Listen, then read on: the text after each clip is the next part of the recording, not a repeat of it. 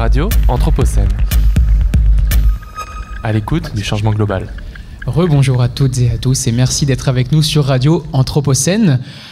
Eh bien, merci d'être avec nous également, d'être là pour l'émission Demain la santé où nous décryptons les questions sanitaires dans leur sens élargi. En somme, nous vous proposons de faire un petit détour entre le préventif et le curatif, entre le care et le cure.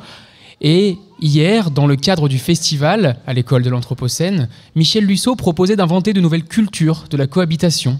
Ce matin, dans Agora Academy, la philosophe Joëlle Zask mettait en avant le rôle des places pour répondre aux problématiques que nous traversons avec l'Anthropocène, à la fois sociales, politiques et environnementales. Mais quelles peuvent être ces places ou ces formes de cohabitation ? Est-ce que ces places peuvent répondre aux enjeux de santé ?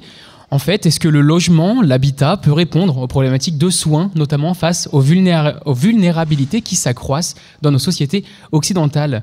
Pour y répondre, nous accueillons Gizem Aksumer. Bonjour Gizem. Bonjour. Vous êtes maître de conférences en urbanisme à l'Université des Beaux-Arts Mimar Sinan d'Istanbul et vous êtes actuellement chercheuse post-doctorante au sein du projet européen Coop, le logement collaboratif en ère de pandémie. C'est bien ça ? Oui, c'est bien ça. Merci pour l'invitation. Avec plaisir. Avant toute chose, le titre de votre projet de recherche parle d'habitat collaboratif. Est-ce que vous pouvez nous expliquer ce que c'est ?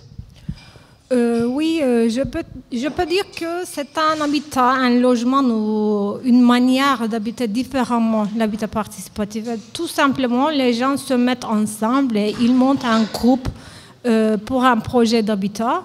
Et ça peut être soit une coopérative, soit un copro. Mais l'idée, c'est que la présence des espaces mutualisés et des valeurs communes, surtout, qui sont discutées entre les initiateurs du projet. Et ce mouvement prend ses racines de différents mouvements dans chaque pays d'Europe. En Suède, par exemple, on peut dire que ce sont les seniors qui ont initié le mouvement d'habitat participatif. Mais en France, on peut suivre le mouvement des habitats participatifs jusqu'au mouvement des castors, des ouvriers. Donc on remonte en fait jusqu'aux années 50, ouais. Aux années d'après-guerre, c'est ça ? Oui, c'est ça. Et vous pouvez nous présenter ce qu'est le projet Coop, quels sont ses objets de recherche, ses missions et puis même les objectifs à plus long terme ? Oui, la question fondamentale de notre recherche est de savoir si, notamment en période de crise sociale comme celle du Covid-19, par exemple, les habitants des habitats participatifs peuvent être particulièrement résilients. Si l'on se souvient de ce que nous avons vécu socialement pendant le Covid-19, tout d'abord, il est apparu que nous étions confrontés à une grande crise du système de santé. Et deuxièmement, les personnes âgées, les personnes vivant seules ou les parents célibataires ou ceux vivant dans des conditions difficiles ont été isolés de la vie sociale pendant la période de confinement. Et troisièmement, une grande transformation économique a eu lieu. On a eu beaucoup de problèmes économiques, financiers dans chaque foyer. Et en fait, la recherche pose la question, dans une crise sociétale aussi complexe, l'habitat participatif axé sur l'entraide et la création d'espaces communs peut-il constituer une réponse en termes d'intégration sociale, de santé et d'accessibilité économique. Et donc, vous avez utilisé quelle méthode pour répondre à cette question qui, mine de rien, a l'air complexe ? Oui, notre projet repose sur une enquête de terrain, surtout approfondie, menée dans des différentes habitats participatifs en Autriche, en Finlande, en Espagne, en France et en Suède aussi. Mais elle ne se limite pas à cela. Parce qu'on a essayé d'établir des urban living labs dans 3 pays, Espagne, France et puis Suède. Et vous pouvez nous expliquer ce que font ces living labs, comment est-ce que vous avez fait et qu'est-ce qu'ils font, eux, sur leur terrain ? Oui, c'est urban living lab où on peut dire les laboratoires vivants urbains, on peut dire en français. Donc, ce sont des institutions ou des plateformes, on peut dire, où on peut mettre ensemble les professionnels, les habitants et puis les académiques ensemble, et les élus, et les politiques, les hommes, les femmes et les hommes politiques aussi, pour discuter des problèmes des problématiques sur l'habitat participatif et ils peuvent trouver des solutions tous ensemble. C'est une laboratoire où on peut co-créer quelque chose, quelques solutions. Donc à Lyon, on a établi un Urban Living Lab qui est aussi mené par l'association Urbamonde, qui est un des co-applicants de notre projet. Et l'objectif est aussi de répondre à... Est-ce que l'objectif est de répondre à des problématiques immobilières avec la crise immobilière, par exemple, ou... Oui, c'est trop lié avec la crise immobilière, mais quand même, c'était un peu au-delà de ça, parce qu'on a cherché aussi des solutions qui peuvent être abordées dans le domaine de santé, par exemple, et de l'intégration sociale, qui était beaucoup plus intéressant de discuter dans ce contexte des habitats participatifs. Et d'ailleurs, vous utilisez un terme pour analyser les questions de soins, c'est le terme de care. Alors plusieurs personnes y sont revenues dessus depuis le début de la semaine, mais on l'a assez peu écouté, il me semble, au micro de la radio. Est-ce que vous pourriez nous expliquer en quoi ça consiste, ce concept de care, et comment vous en servez, vous l'intériorisez pour vos recherches? Dans les cercles des sciences sociales, une préoccupation majeure a émergé ces dernières années, connue sous le nom de crise de care ou crise de soins. Cette crise est le résultat de divers facteurs, on peut dire notamment le vieillissement de la population, les pressions accrues sur les parents pour travailler à temps plein et les risques environnementaux aussi. Et il est devenu évident que les gouvernements nationaux ou locaux, influencés par l'économisme financier mondialisé et le modèle de la ville mondiale, ont affaibli les systèmes d'entraide du bien-être social pour favoriser le développement économique. Donc c'est ça la crise du care, on peut dire. Donc en fait, nous voyons vraiment le problème de soins dans une perspective assez large. À ce point de vue, basé sur la dignité et le soin mutuel, et tant pour les êtres humains que pour toutes les créatures vivantes comme les animaux, les plantes ou non vivantes comme notre lieu d'habitat, notre logement. Être respecté simplement. En fait, on est à la fois sur quelque chose qui remplace ou qui essaye d'atténuer les diminutions d'un État-providence, en quelque sorte, qui était assez fort dans certains contextes, comme le contexte français, c'est ça? Oui, ouais. Oui. Est-ce que, alors pourquoi entreprendre une recherche sur la santé dans un contexte qui est mine de rien à distance des lieux habituels de santé comme les institutions de soins, les institutions médico-sociales? Vous l'abordez par l'habitat. Pourquoi est-ce que vous avez fait ce choix-là?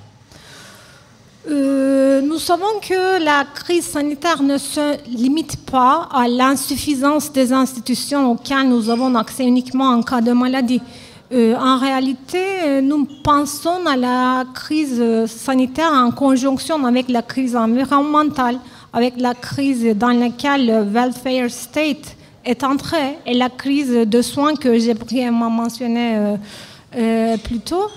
En effet, les liens rompus avec la nature, les autres êtres vivants avec lesquels nous cohabitons nous isolent de plus en plus chaque jour, et nous obligeant à recourir à une institution médicale, même pour les plus petits problèmes de santé. Plus nous nous isolons, plus la pression de la vie néolibérale, on dit, exigeant plus de travail, plus de production augmente, et moins nous avons la possibilité de prendre soin les uns des autres. Et est-ce que vous avez des exemples de ça, par exemple ?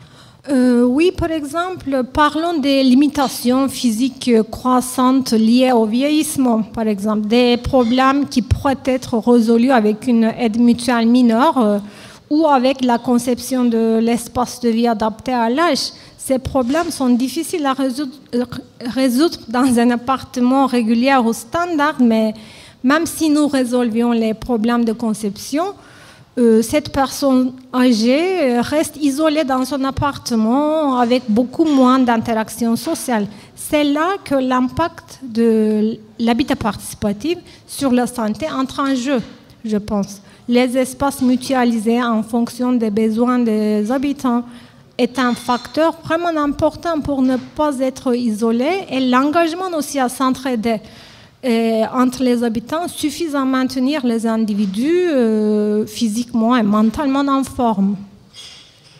Et si on s'intéresse plus spécifiquement aux résultats de la recherche, est-ce que cette entraide qui s'organise entre voisins, on pourrait dire, entre cohabitants, ça permet de répondre aux objectifs de soins que vous mettez en avant ? Oui, bien sûr. Nous constatons clairement les avantages du voisinage, on peut dire. Pendant la période de la Covid-19, la plupart de nos interviewés ont déclaré de ne pas se sentir isolés ou déprimés dans leur habitat. Donc certains ont même mentionné avoir une vie sociale améliorée pendant la période de Covid-19. Ce qui est assez drôle, mine de rien, sachant que toutes les informations liées aux médias nous disaient l'inverse. Et là, vous exprimez, vous démontrez en fait par cette recherche que des personnes avaient plus de relations sociales dans un moment, dans un temps où chacun était recentré sur son logement individuel. Oui, c'était vraiment touchant pour moi aussi parce que ils ont avoué que c'était un peu difficile de raconter comment ils vivent pendant la période de pandémie aux autres voisins qui n'habitent pas dans un habitat participatif parce que leur vie sociale était vraiment super bien. Ils faisaient du yoga ensemble, ils faisaient des cinémas en plein air, donc ça a passé mieux pour on peut dire. Et là, on aborde la question de la santé mentale, mais quels sont les avantages également sur la santé physique, plus spécifiquement ? Oui. En ce qui concerne la santé physique, je peux vous donner quelques exemples si vous voulez. L'un vient d'un habitat participatif à Lyon. Dans cet habitat, il y a une personne atteinte de cancer en phase terminale qui souhaite passer ses derniers jours chez lui, mais nécessite des soins palliatifs et est confrontée à des urgences fréquentes. Pour faciliter ce processus, un des voisins professionnels de la santé se joint au groupe de soins palliatifs de la personne malade et offre un soutien concret en cas d'urgence. Donc, en dehors de cela, tous les membres de l'habitat participatif prennent de nombreuses responsabilités pour soulager le conjoint de cette personne qui est malade. Je peux donner un deuxième exemple. Avec plaisir. Si on a le temps. Oui, ça vient aussi d'un autre habitat participatif à Lyon, initié par les seniors cette fois. Dans cet habitat participatif, il y avait un résident que j'ai fait l'entretien avec. Donc, il m'a raconté que sa femme avait une maladie mentale liée à l'âge et le médecin a averti que cette maladie pourrait nécessiter une hospitalisation dans quelques années. Juste à ce moment-là, lui et sa conjointe ont déménagé dans cet habitat participatif. Les réunions régulières de cet habitat, l'interaction quotidienne avec les autres résidents et le processus de la prise de décision ont été bénéfiques pour le patient et le médecin a constaté que la maladie n'avait pas progressé pendant 2 ans.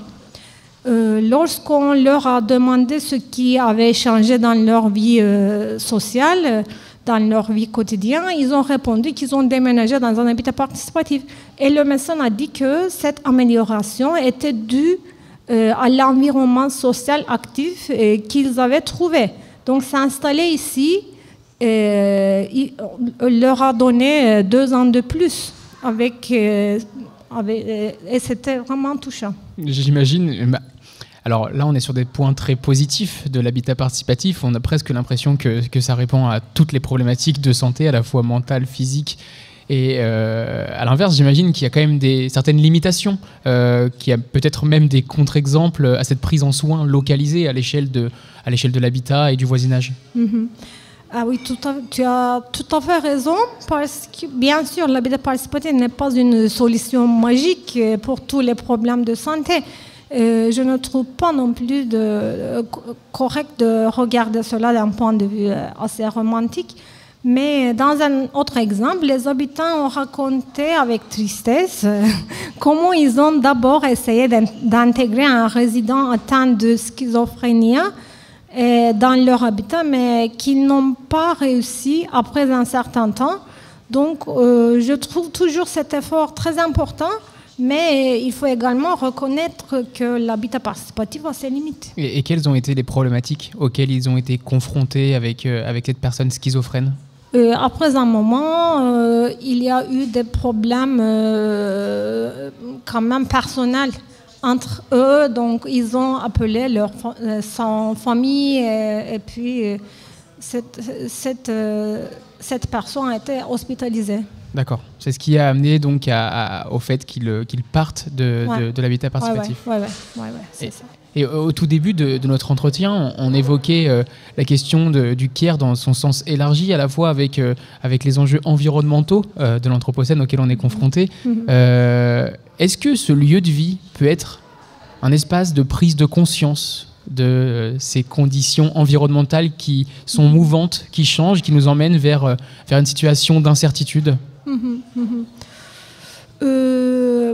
Je peux dire quelque chose en partant des cas d'études de la France, parce que j'ai fait des études de recherche, des études en France. Dans le cadre de cette recherche, j'ai constaté que la sensibilité environnementale est particulièrement élevée en France dans les habitats participatifs. Notamment, ils ont le désir de vivre en harmonie avec l'environnement. Donc, ça commence par la construction, la phase de construction, parce qu'ils commencent de discuter. Lorsqu'ils créent un groupe, par exemple, ils placent immédiatement les enjeux environnementaux au premier plan, d'utilisation des matériaux de construction écologique, l'attention portée à l'utilisation des eaux usées, et sont vraiment des sujets abordés entre eux. Je dois dire mais de toute façon, il est un peu difficile de construire de manière écologique et de permettre une utilisation d'énergie respectueuse de l'environnement, car cela est malheureusement très très cher. Et ça peut être problématique pour les montages des projets de prendre soin de l'environnement à cause des dimensions économiques pour ces groupes-là ? Oui, c'est ça. Vraiment, ils ont beaucoup de problèmes, ils ont souffert de ça, donc ils ont laissé tomber quelques problématiques, quelques questions d'environnementaux. Pour le coup, la question des enjeux environnementaux ne se limite pas seulement à la construction. J'imagine que dans la vie quotidienne, ils essayent d'avoir parfois des gestes, des attentions envers l'environnement et le lieu qu'ils habitent, le milieu dans lequel ils vivent. Qu'est-ce que vous pouvez observer de ce côté-là ? Oui, on peut dire que l'importance accordée au jardin, par exemple, les soins apportés, ainsi que la discussion détaillée sur des aspects tels que la taille des arbres et l'idée de planter des plantes qui ne nécessitent pas d'irrigation, par exemple, sont également prises en compte. De plus, l'importance de la nourriture saine est soulignée dans ces habitats participatifs. Ils ont fait des accords avec des coopératives écologiques pour l'achat en gros de produits biologiques et sains. Vous voulez dire que ces personnes achètent leur alimentation en commun, parfois, ou le produisent même en commun pour pouvoir se nourrir ? Oui, c'est ça. Et est-ce qu'il y a des différences entre la question du soin, du care, entre les différents pays que vous étudiez ? Là, on était plus spécifiquement sur le cas de la France, mais quelles sont les différences dans cette prise en soin du lieu de vie et des autres avec la Suède, avec l'Espagne, avec le Danemark, que vous étudiez également dans le cadre du projet ? Oui, avant tout, je peux dire que réaliser un projet de recherche dans 6 pays différents, même si tous des pays européens, c'est trop difficile à gérer parce qu'il y a des bureaucraties différentes. Et puis, il faut, par exemple, on devrait passer par les commissions d'éthique de chaque pays pour commencer le terrain, la recherche de terrain. Donc, c'était vraiment une phase très difficile pour nous. Et de l'autre côté, le contexte est très différent. Par exemple, l'histoire du mouvement de l'habitat participatif est différente, donc ça nous prend du temps de trouver le bon langage pour aborder les sujets ou faire une comparaison entre les pays. C'était vraiment difficile de le faire. Par exemple, pour une retraite de 10 000 euros, 1000 euros, excusez-moi, pas 10 000 euros. 1000 euros, cela veut dire quoi pour un Français ou pour un Finlandais ou pour un Espagnol? Ça change beaucoup de choses. Donc, on a fait, par exemple, une liste des termes qu'on va utiliser dans les rapports de projet en mettant les équivalents de chaque mot en anglais, etc. Donc, c'était vraiment difficile. Par exemple, comment on peut dire bailleur social en français donc, ou en espagnol, quel est l'équivalent de ce mot? Donc, c'était vraiment difficile. Et c'est la même chose quand on fait une discussion sur le CAR, sur les coopératives. Qu'est-ce que ça veut dire une coopérative pour la Suède, pour la France? Ça change beaucoup de choses et le contenu, même si les mots sont les mêmes comme coopératif, le contenu change vraiment beaucoup. Et une dernière question pour terminer notre échange. Qu'est-ce qu'on peut souhaiter à un mouvement comme celui de l'habitat participatif pour la suite? C'est une bonne question. Je dois penser un petit peu parce que c'est... Mais avant tout, ça nous donne une possibilité de vivre ensemble avec les différentes, groupes sociaux, avec les différences, on peut dire. Donc, c'est une côté. Et une deuxième chose, c'est une vie alternative où on peut mettre nos valeurs dedans. Donc, je trouve ça très important. Et la signification,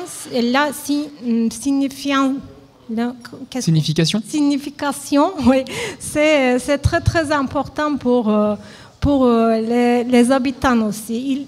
Par exemple, quand on leur demande qu'est-ce qu'il signifie pour vous habiter dans un habitat participatif, ils disent que je voulais vivre en dignité, je voulais vivre dans un bon environnement. Donc c'était vraiment important et je trouve aussi que c'est vraiment politique. Effectivement. On arrive à la fin de notre discussion. Je vous remercie, Gizeh Maxoumer.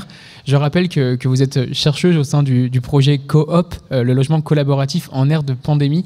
Et on pourra tout à fait échanger des questions de guerre encore 2 jours jusqu'à la fin du festival à l'école de l'Anthropocène. Je laisse maintenant la place à l'ALCA pour leur chronique. Radio Anthropocène. À l'écoute du changement global.